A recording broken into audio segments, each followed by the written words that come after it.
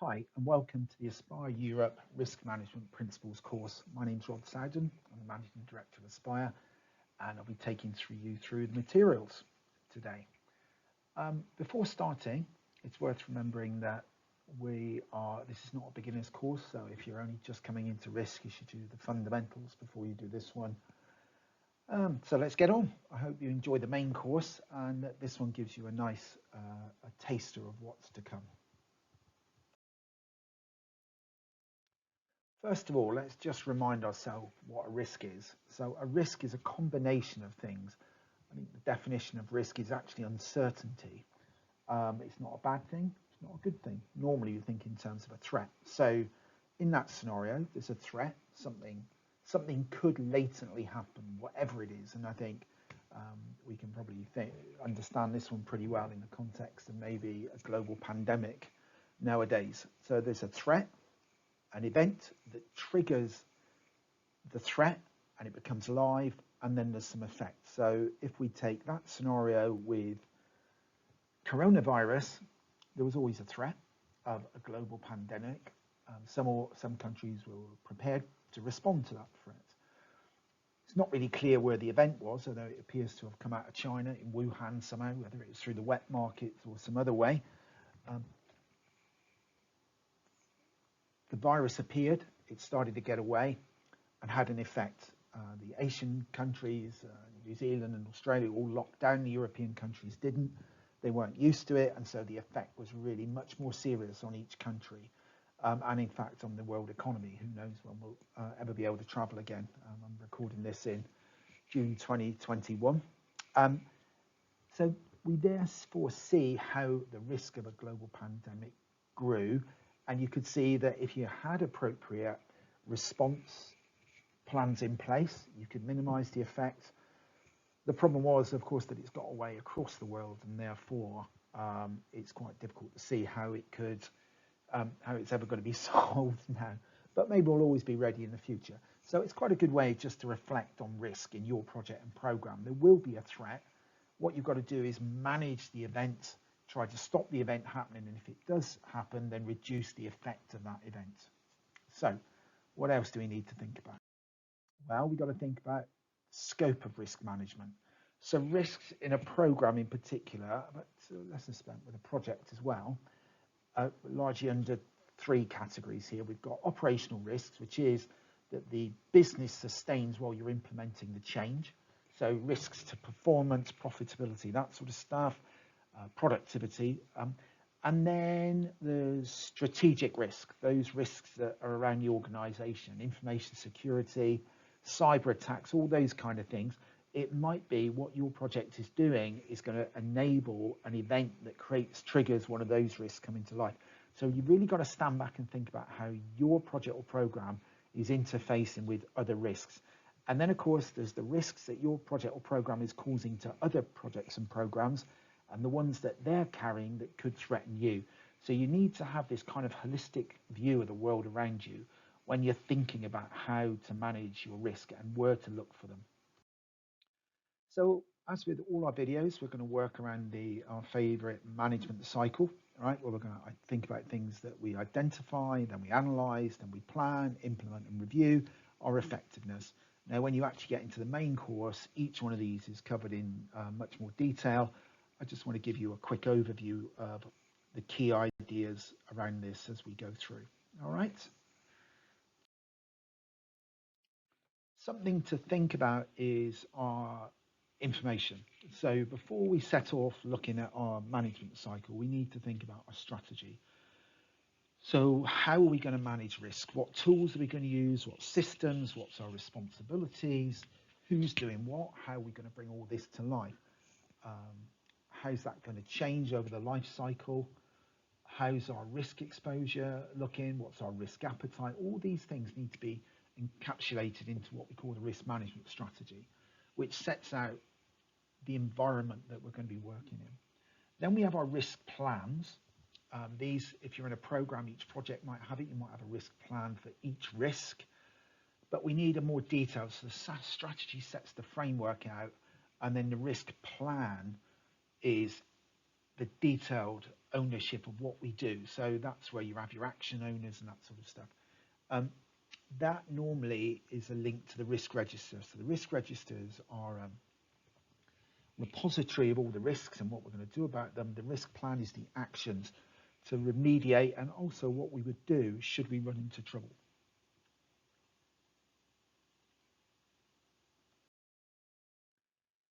Okay, well, the first thing we've got to do is go and find some risks. So here's some ideas about how you might go about doing that.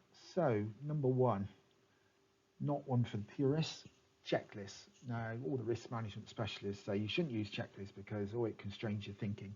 Well, the problem with that approach is you might miss the blindingly obvious. So checklists of threats are a really good idea. So all the things that could trigger during the life of your project, things like resource constraints, budget constraints, all that kind of stuff. You can actually take those threats and think about the events that might trigger them for you. And a great way of doing that is risk workshops and bringing in specialists and people who are working in the project so they understand where the dangers are. Because let's remember, it's going to be risks that's going to kill your project and make it go wrong. So we all need to be involved in it. Market research, having a look around to see what other people have done. I'm going to look at lessons learned from similar projects and programs. What have they learned?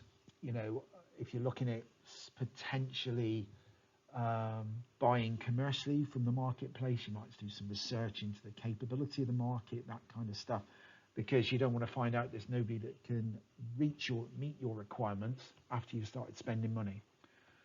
Some other ideas, board meeting minutes. Now they're an interesting one.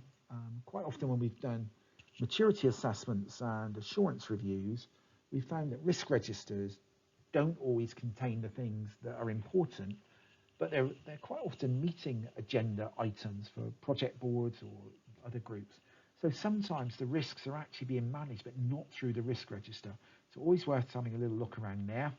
Lessons learned from other projects and programs, whether it's in your organization or not. But you absolutely should be doing this. You should be going out looking for lessons learned from the outset. It's no good doing it when you're a year in and everything's going wrong and people are saying, we could have told you that. You've got to go out looking because they won't come to you. Other programs and projects, yes, I'm sure they can help. You might want to have a chat with your peers there and see if they can help you. And of course, there's the corporate risk groups inside your organization or inside your industry who may be able to come up with things that you wouldn't have thought of.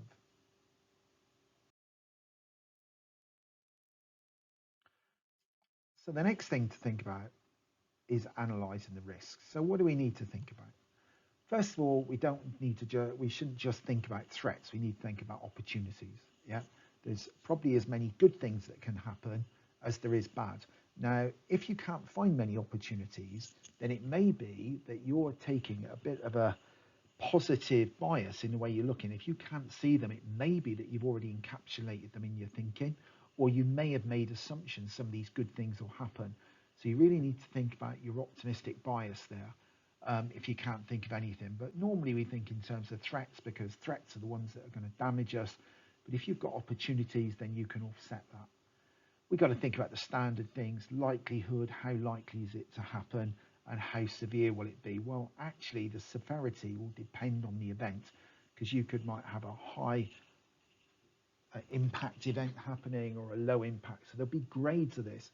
It's quite hard to put a single severity down against a risk because there's different shades of risk. It's what's the most likely severity.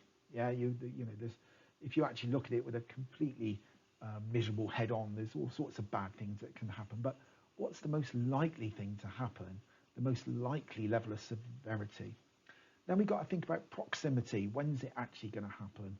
If it's not going to happen for 2 or 3 years, then you can kick that can down the road a little bit and just keep an eye on it. Whereas if it's coming up in the next 2 or 3 months, then you need to be on the money and looking at it very carefully and making sure that your responses are being appropriate, and your responses may change as you go forward.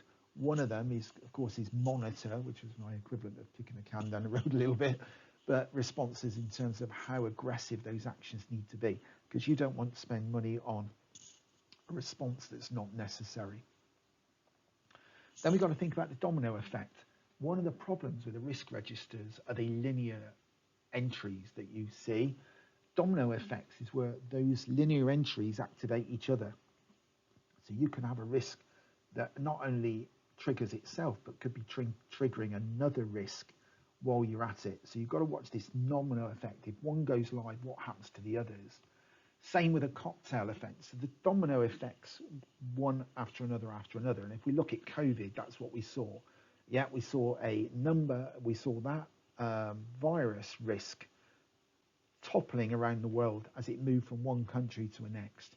So that was absolutely a domino effect. But then a cocktail effect is where a number of risks go together. Yeah, you could argue in the UK we had a cocktail effect around coronavirus, where we had an inexperienced government, actually only been in a few months. We had Brexit and we had coronavirus all hitting at the same time. So in effect, there was a cocktail effect. You know, the coronavirus didn't cause Brexit, Brexit didn't cause coronavirus, and neither caused the new government. So they were unrelated, but they went off together. So that's kind of useful understanding a cocktail. And again, remembering what we said about the risk register. That's why risk mapping is a really good thing. And you'll see that in the course, where you see the interface between threats and events, so you can kind of see them more clearly, how they affect each other. So we've got our identification, we've got the analysis. Let's think about planning. What do we need to think about? So we'll start with appetite. How much risk are you willing to take? So we've got our various risk mitigation actions. You know, we can avoid it and all those things. But one of the actions is accept. Yeah, and one of those risk responses, we accept that level of risk. But how much of it what happens if you accept it on all of them without knowing the domino effect? So we need to think about, what's the accepted risk appetite? Is it, ideally you can put it financially, of course. Yeah, we're willing to, I don't know, go 20, 30% over budget on this project or program because we believe that the benefits are worth it. Or it's something we must do. If you're running a program which has got legal compliance tied into it, then the risk appetite has to be higher because, well, you're balancing the potential damages of being legally non-compliant against the cost of the program that you're delivering.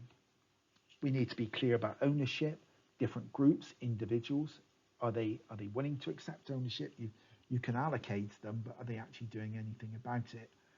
We can look at avoidance measures. What can we do to stop that risk? Quite often in the outline business case, you've got some options. You may choose to avoid high risk appetites by taking a lower risk approach. We need to think about contingency plans. Okay, so some of these risks will happen. Okay, maybe out of 5 risks, only 2 of them will kick off. So you've got a contingency plan. You probably don't need a contingency plan for all 5 risks, but you may need it to cover 2 of those risks. Yeah, that may be a way of factoring your risk, and just the corporate need to know that if it all goes horribly wrong, it's going to cost them more than you've got in your risk budget. Okay, so then we've got to think about escalation routes. So when we're planning it, how do we escalate it? Now, if you think about something like the UK programme of Crossrail, there were huge risks bubbling around in that programme that clearly were never escalated. Yeah, there were problems with signalling, there was problems with interfaces between trains and tracks, and either those risks were not escalated, people were not willing to speak truth to power, as they say, or the escalation routes were ignoring it, or their governance was so complicated that it was impossible to see the trouble, because that program went through multiple gateway reviews, multiple assurance, and still has gone horribly wrong. So as part of that, the review cycle needs to be looking at it. But as I've just said, if your assurance reviews and your gate reviews don't pick up the fact that these escalation routes aren't working, then they're not much use. However, the review cycle gives you the chance to stand back and go, do you realise how dangerous this stuff is? Are you really across what's going on? Right, well, we finished planning and now it's time for the real deal. So let's get in, think about implementing risk. What do we need to think about? We need to think about acceptable risk levels. So again, we were talking about risk appetite, but when you start going with this stuff, are we seeing this bubbling away? Now, the way to keep an eye on that is tracking actions. Are the actions that people or groups are taking adequate? And have you got transparent clarity over what's going on? Early warning indicators, are you seeing these events, the likelihood of an event building up? Are we able to see that in our information? And if not, why not? Because early warning indicators should have been embedded in your risk management strategy. Monitoring the aggregated exposure is really important. So if you've got the same risk in a program, say that's running across 4 or 5 projects, but you're not tying those risks together, those 4 or 5 projects with the same risk could all be medium likelihood and medium impact. So if it goes off in one project, it has a negative effect. But if you aggregate that risk, because if it goes off and becomes live, it's going to affect all 5 projects, but not all 5 projects are going to know it affects the other ones. So it could have a medium effect on an individual project, but a cataclysmic effect on you in a program. So there we can think about risk levels of activities, of course, individuals owning risks, teams owning risks, and in a wider organizations, the corporate people owning their risks as well. So there's risk management activities going all the way around, and they need to be gelled together. And unfortunately, when we've done reviews, it's quite common to find the risk at the corporate levels operating in a silo. You've got operational risk operating in a silo and program risk operating in a silo, unfortunately. And so nobody can really see the aggregating effect of risks. And of course, that then affects the budget, because if you don't know the true cost of your risk, then how can you get your budget right? But we should also be, as part of implementation, tracking our risk budget expenditure to see whether our pot's big enough, so to speak.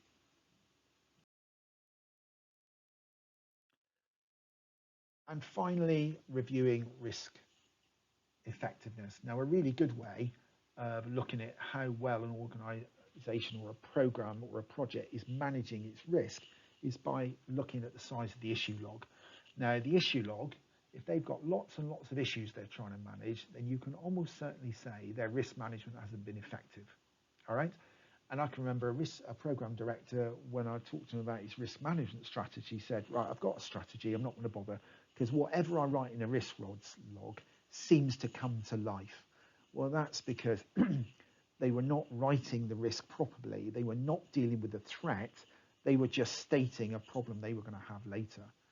So maybe there was nothing they could do about it. But if you've got lots of issues going on, then you've probably not done a very good job of risk management generally. We also need to look at how we're handling our lessons learned. Have we learned from each stage? As you move through the program or project life cycle, are we learning about the quality of our estimation, the quality of our ability to estimate the cost, our ability to estimate time, costs, quality, all those kind of things, resource utilization, because weak estimation is by definition a major threat in most projects. That's why they run late. And one of the problems there is sponsors don't want to hear the truth.